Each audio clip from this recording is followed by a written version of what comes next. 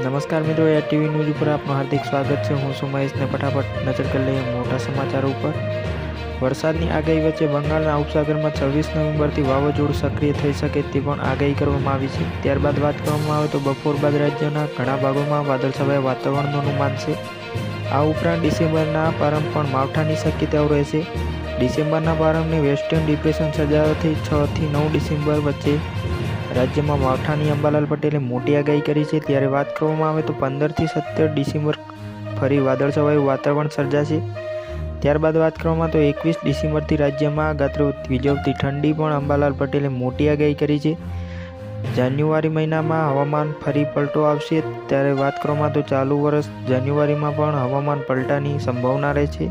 ત્યારબાદ મિત્રો વાત કરવામાં આવે તો હવામાન વિભાગના આગાહી મુજબ બંગાળની ખાડીમાં એક લો પ્રેશર એરિયા સર્જાય છે, જે ડિપ્રેશનમાં ફેરવાઈ શકે છે। તેના કારણે વાવાઝોડું આવવાની શક્યતાઓ રહેશે। ત્યારબાદ મિત્રો વાત કરવામાં આવે તો જ્યારે અરબી સમુદ્રમાં સર્જાયેલી સિસ્ટમ આગળ વધીને સોમાલિયામાં જતી રહેશે તેવી શક્યતાઓ જોઈ રહ્યા છે। ત્યારે વાત કરવામાં આવે તો જેના કારણે આ સિસ્ટમની અસર ગુજરાત પર નહીં થાય। જો કે બંગાળની ખાડીમાં સર્જાયેલી સિસ્ટમના કારણે ગુજરાતમાં વાતાવરણમાં થોડો ઘણો ફેરફાર થઈ શકે છે।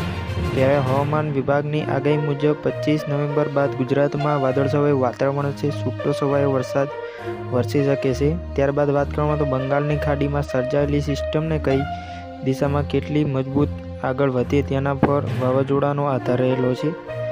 બસ મિત્રો, અત્યારે આટલું જ। અમારી સાથે જોડવા માટે લાઇક, શેર અને સબસ્ક્રાઈબ પણ કરી દેજો।